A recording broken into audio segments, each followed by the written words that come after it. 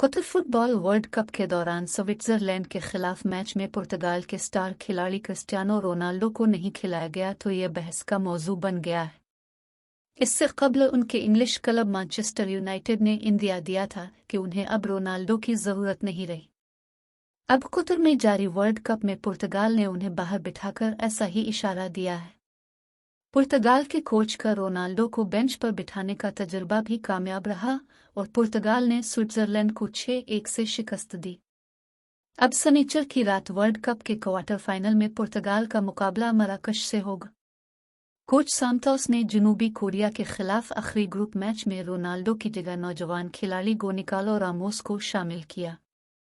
इस फैसले पर बहुत तनकीद की गई, लेकिन रामोस को खिलाना कोच के लिए जैकपॉट बन गया।